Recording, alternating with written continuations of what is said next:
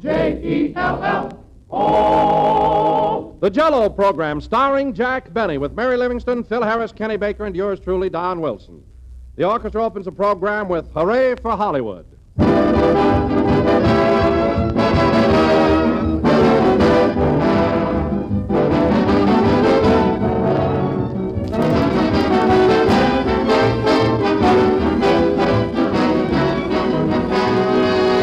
Do you get a sort of a tingling in your toes at this time of the year? A longing to get out and watch things grow? Well, here's one swell way to save time indoors so that you can get outdoors. Serve Jello for dessert and serve it often. For Jello is amazingly quick and easy to prepare, one of the simplest desserts you can make. It dissolves instantly and sets quickly. Why, you can pop it into your refrigerator before you go out in the morning and have a grand dessert ready for lunch or dinner. And Jello is always attractive. Always delicious. It's crammed with extra rich flavor, lots and lots of it, as tempting and refreshing as the real ripe fruit itself. Every time you serve it, it's a brand new treat, a dessert the family always welcomes. And when you buy, just be sure to get genuine Jello.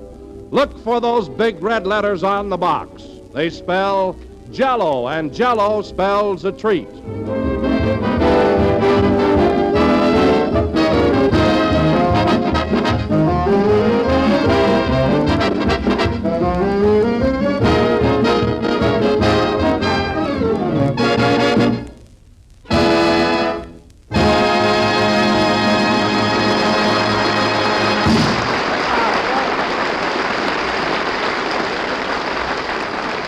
That was Hooray for Hollywood, played by the orchestra. And now, ladies and gentlemen, this being Mother's Day, we bring you that little old lady, Jack Benny.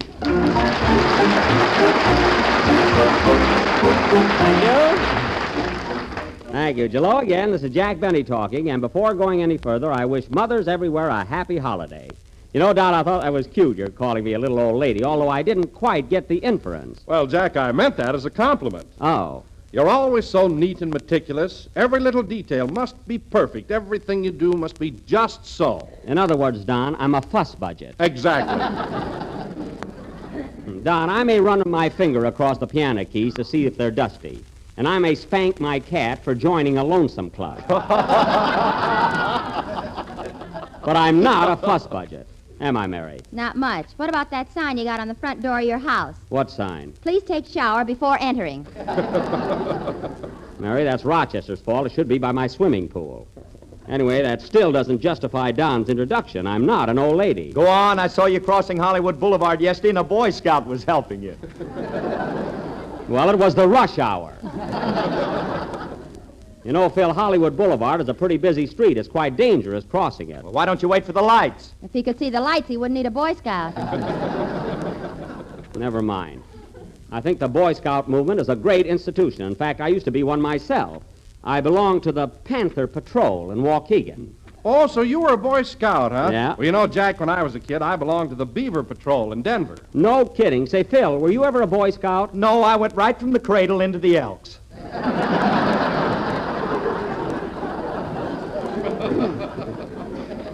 I believe you. You know, Phil, you haven't got near the sentiment that Don has, or I have, or the rest of the gang. You know? Oh, I don't know. Well, I bet you didn't even send a present today to your sweet old mother down in Tennessee. He did too, Jack. I was in the store with him when he bought it. You're darn right. Well, that's a surprise. What'd he get for his mother, Mary? A brand new corncob pipe. She'll love it. Well, I guess they're all the rage in the hills. You know? Say, Phil, do your folks still live in Possum Junction? No, they moved to Grub Hollow for the feuding season. Oh, it's lovely there, then, with the shotguns all in bloom and the Mountain Dew behind every stump. Oh, it's wonderful. Oh, cut it out, Jack. You're making me homesick. I'm sorry, Phil. Anyway, I'm very happy that you remembered your mother today. Say, Jack, you know, I sent my mother a present, too. A lovely bottle of perfume. Perfume, eh? Yeah, it's called L'Amour Toujours Ocean Park. Oh. Phil says it's great stuff. Phil, what's he got to do with it? His guitar player makes it. Oh, he does. You know, Phil, you've got the only musicians in the world that could go into some other business tomorrow, and I wish they would.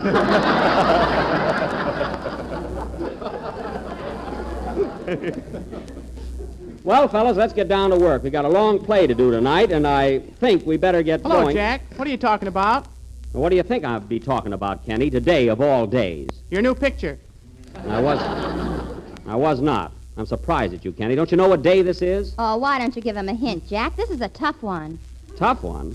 Why, everybody should know who we're dedicating this day to, especially a young fellow like him. Kenny, who made you wash behind your ears when you were a kid? Nobody. I had curls.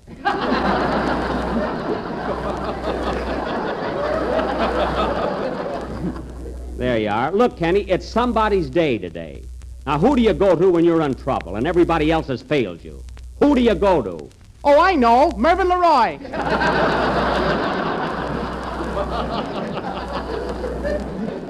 Well, I give up. Try and give that kid a hint. Well, maybe I can help you, Jack.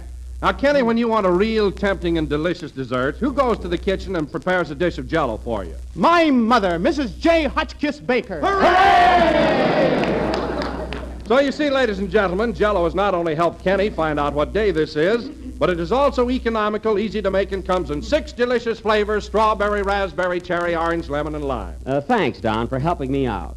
And incidentally, that was as smooth a bit of wool as has been pulled over these old eyes in many a moon. And now, folks, Kenny Baker will sing. What are you going to sing, Kenny? For my mother, which I prepared especially for this occasion. Go ahead. Hey, wait a minute. If you had a song prepared for your mother, how could you walk in here not knowing what day this is? I didn't walk. I skipped in. Oh, that explains it. Sing, Kenny.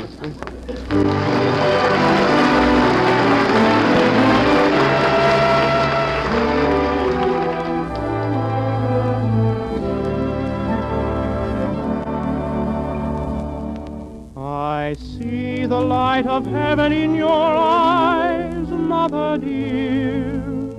The brightness of the sun in your smile, mother dear. I feel the magic of God's hand in all you do for me. His masterpiece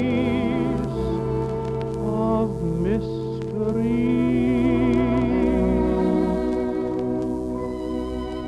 I'm thankful for the tenderness and care I have known. I'm thankful, too, that God and you chose me for your own. Each night I say a prayer for you, I know He will hear. May God bless and keep you always,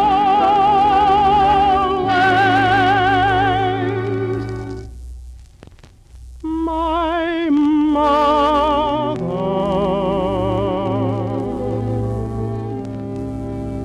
my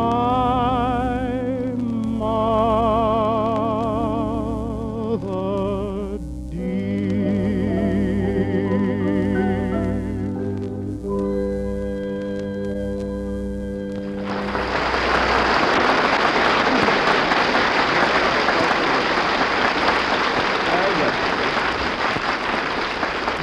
That was For My Mother, sung by Kenny Baker. That was a beautiful number, Kenny, and a sweet thought. And now, ladies and gentlemen, as we announced last week, for our feature attraction tonight and our bid for the Academy Award, we bring you our version of Mr. Pandro S. Berman's great RKO Super Spectacle, a drama based on that immortal classic, an inspiring masterpiece dedicated to that brave and fearless hero, Gunga Din. Thank you, Mr. Berman. Now, this story is about a boy called Gunga Din who went through life wearing nothing but a loincloth. Say, Jack, what's a loincloth? A loincloth, Kenny, is a sarong with an inferiority complex.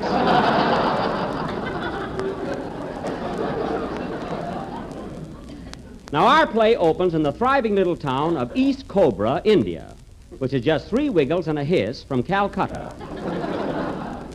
I will play the part of Gunga Din, that heroic young Hindu lad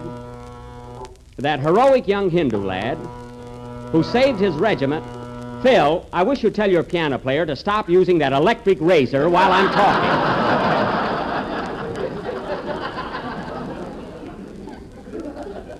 It's very annoying. Well, he needs a shave. Oh, he does? Well, why doesn't he shave at home? He hasn't been home in 3 weeks. Oh.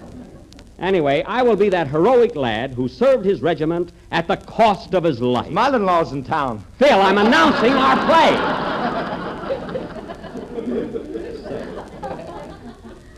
Now, this will go on. Say, Jack, am I going to be in it? Yes, Mary, you're going to be the entire spirit and mood of our story. You will interpret the action of the play as it goes on by reciting that famous poem by Rudyard Kipling. What poem? Oh, Mary, you remember. You're a better man than I am. Who is that? Anybody.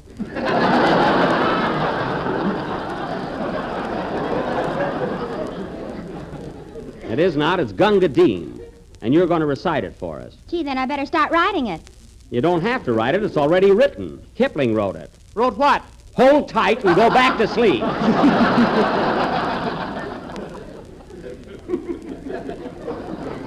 So in our play tonight, folks, we will take you to India, the land of mystery and enchantment, where moonlight spreads its silvery glow over the Ganges, where in solitary splendor stands the incomparable Taj Mahal.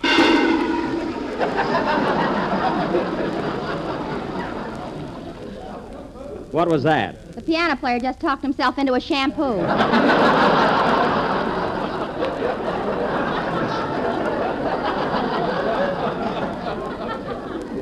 Phil, why don't your boys clean up on their own time? Well, they're busy, Jack. Don't forget we had to rehearse before the program. Rehearse? Oh, yes, I saw your boys here this morning. And, Phil, it would be a grand idea if they rehearsed with their instruments. I think your theory of shadow boxing in music is entirely wrong. Now, where was I? Oh, yes, the time of our drama is the year 1900, or thereabouts. Oh, Jack, have you got a part for me in this play? Well, Don, I didn't know just what to do with you. We need animals, but you're too small for an elephant and too big for a mongoose. It's quite a problem. Gee, I'd love to be in it. Couldn't I be a hippopotamus? Well, Don, you're hippie enough, and you certainly have a large potamus.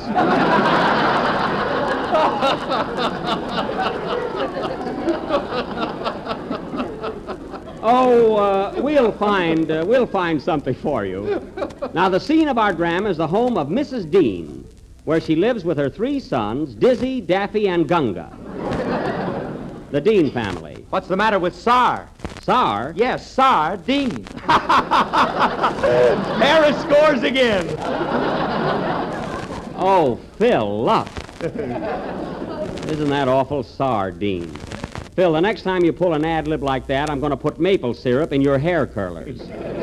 What a gag. Listen, Jack, I pull that kind of stuff all the time at the Wilshire Bowl. I know. That's why they took off the cover chart.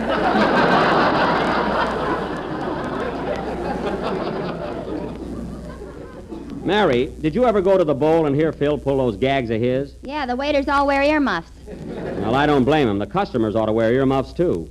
And now, folks... Is it cold in there? Oh, quiet.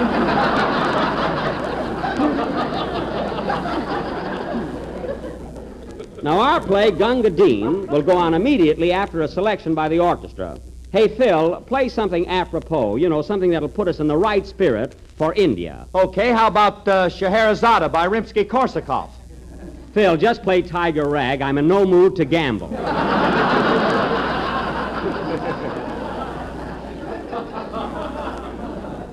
Look who wants to play Scheherazade by Rimsky-Korsakov. Well, he certainly surprised me. Surprised you, I didn't even play it. No, but he pronounced it. It was quite a feat. I bet he doesn't even know the first 8 bars of it. I don't, eh? Get this, Jackson. Scheherazade, Scheherazade, Zada, Zada, Zing, zing, zing, zing, zing.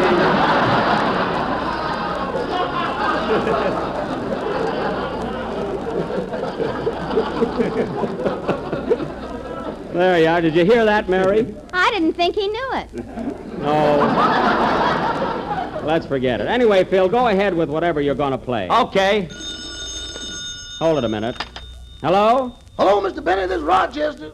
Rochester, we're just starting our play, so call me back later. I won't be here later. Oh, what's the matter now? Is it Carmichael again? Boss, I don't mind making your bed and pressing your pants. But when you expect me to teach that polar bear to roller skate, I quit. Well, you gotta teach him to skate. I'm going to be off the air this summer, and that's part of our vaudeville act. Benny and Carmichael, humor on wheels. Now, look, Rochester, it's very simple. The first step with Carmichael is to strap the skates on him. Uh-huh. The second step is to give him a little push. Uh-huh. And the third step... Is to get out of town before it's too late. Oh, Rochester, what's the matter with you? Carmichael is very good at tricks. You taught him to bring in the mail, didn't you? Yeah, but this morning he brought in the mailman. The mailman? I refuse to believe it. Wait till you see the newsreel. Well, I'll apologize to Mr. Jensen when I see him. I'll be home right after the broadcast, Rochester. So long. Goodbye. Oh, say, boss, I forgot to tell you, Carmichael's been after the goldfish again. I caught him this morning with his paws in the bowl. And he was after the goldfish? He wasn't waiting for a manicure. Well, don't worry about it. He was just playing with the fish. He won't eat them. I don't know about that. He had a napkin round his neck. All right, now don't bother me anymore, Rochester. We got an important sketch to do. Meanwhile, try and get along with Carmichael. Goodbye. Goodbye. I'm going to get myself a good lawyer and bump that animal off. Oh, hang up. More trouble getting my act ready. I'll teach that bear to roller skate or my name ain't Tony Pasquale. Pay, Phil.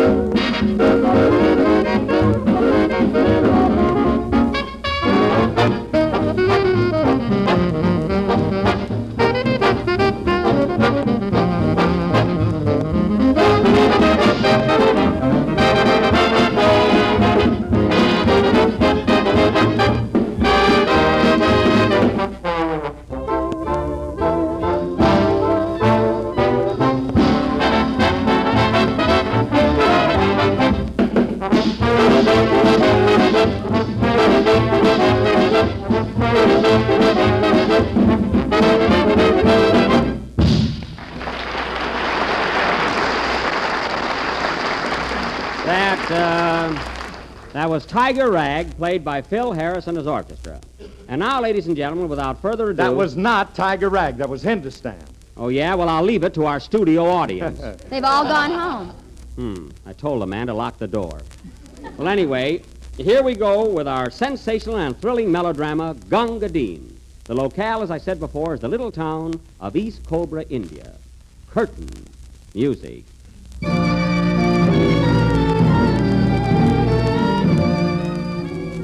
Take it, Mary. Now, in India's sunny clime, where I used to spend my time, I knew a Hindu boy called Gunga. His figure was appalling. He had arches that had fallen, and a face that looked just like a soup tureen. It was Dean, Dean, Dean. Take it, Jack, and see you keep it clean. I will. Scene 1, the home of Mrs. Dean.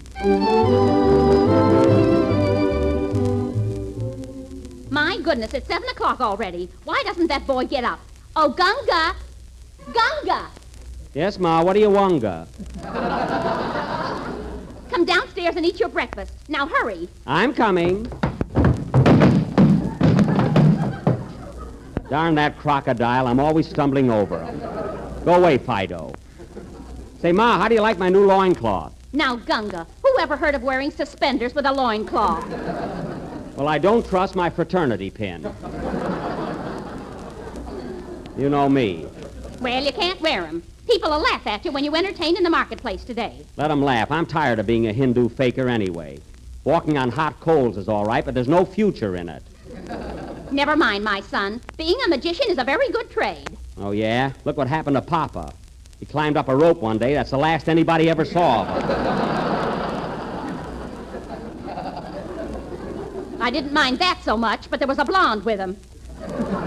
That's Papa, all right. Well, I guess I'll eat my breakfast. Oh, there's the phone.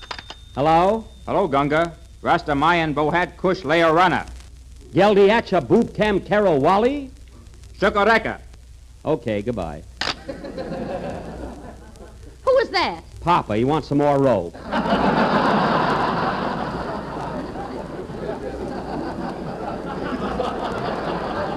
I'll bring it to him later. Now sit down, son, and eat your ground glass before it gets cold. Ground glass again. Every morning for breakfast, it's ground glass. Why can't I swallow a sword once in a while? You're too bent over.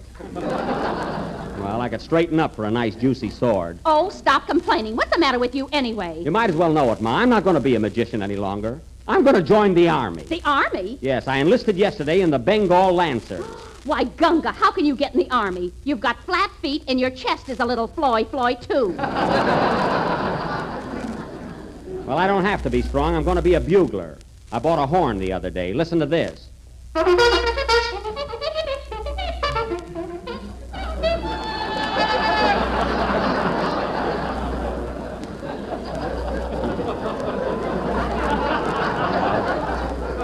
Yeah. There, how's that? Hadassah Booga. It's a good thing you said that in Hindu. Well, if you want to know something, I played my bugle on Major Gandhi's amateur hour last night. Well, how did you make out, Gunga? He got the gonga. You're not in this. Oh. Well, Ma, I'm leaving now. I'm off to join the regiment. And someday you're going to be proud of me.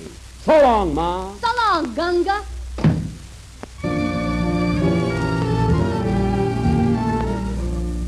So Gunga left his mommy and went to join the army, a servant of Her Majesty the Queen.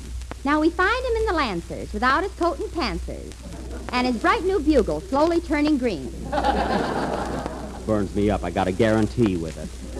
It was green, green, green. You're in the army now, you jelly bean. Scene 2, the barracks of the 7th Bengal Lancers.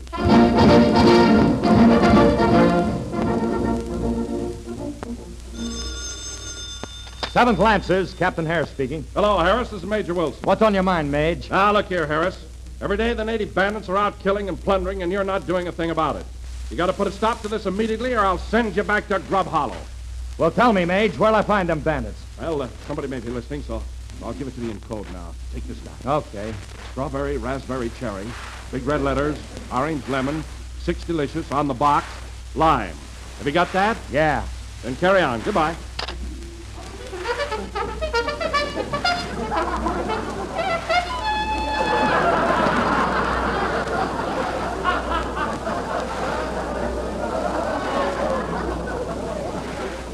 Hey, Dean!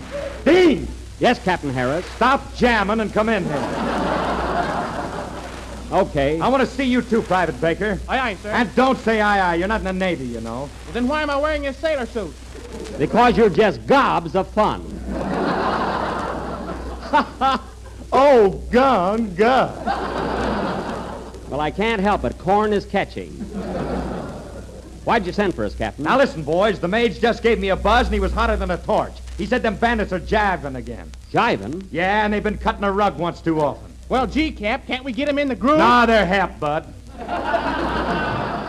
But if we can get them on the downbeat, they'll take it on the lam, and we'll be right back on the beam. I don't even understand that, and I'm a Hindu. What are you getting at, Captain? Just this, Gunga. I want you and Baker to cross the desert, go up in the mountains, and see if you can locate the hideout of the bandits. Yes, sir. And remember, fellas, if you succeed, I'll give you a medal. Just like the one I'm wearing right here. Oh, boy.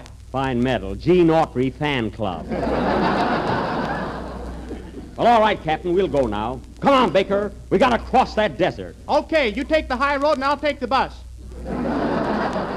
We gotta travel together and on foot. Follow me, Baker, and we'll find the hideout of those bandits or perish in the attempt. So long, Captain. So long, suckers. Fine encouragement.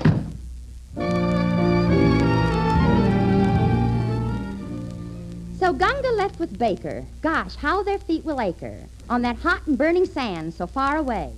I'll bet you that their bunions will be crying just like onions before they reach the bandits' hideaway. Oh, I'll make it. For it's Dean, Dean, Dean, with buzzards flying high above your beams. With your courage and your daring and that smile you're always wearing, you're a better man than I am, Bobby Breen.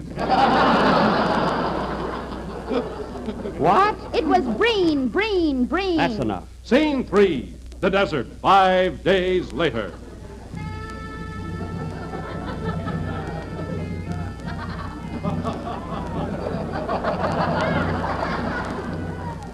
Ah, 5 days in this infernal desert. 5 days without water. 5 long, blistering days. It's pretty hot at night, too.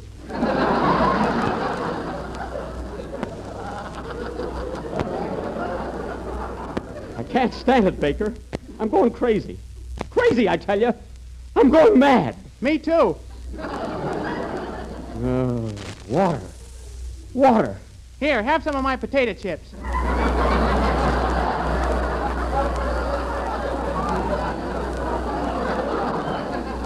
I don't want any potato chips. My throat is parched. I want water. Water, I tell you, water. I don't think I can go on much longer.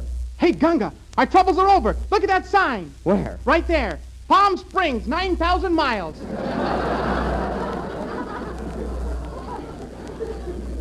We'll never make it. Oh, this heat. This relentless burning heat. Will it never end? I can't walk, Baker. Each step is torture. Water. Water. I don't think I can go on much longer. You said that already. I know. What are we going to do, Baker? What are we going to do? Oh, wait. Look. Look up ahead. There's an oasis. That's Oasis. But you're right. Come on, let's make one last desperate effort to get there. Okay. Drink. Drink, drink. That's what I want. Lemonade. Get your ice-cold lemonade here. Ice-cold lemonade. Did you hear that, Baker? Oh, boy. Get your ice-cold lemonade. I'll have a glass, buddy. How much is it? Nothing. I'm a mirage.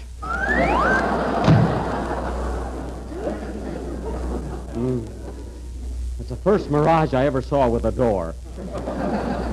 Let's stagger on, Baker.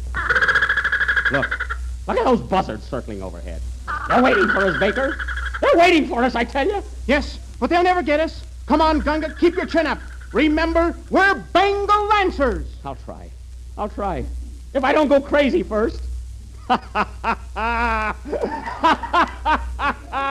You see, Baker, I'm going mad. Me too.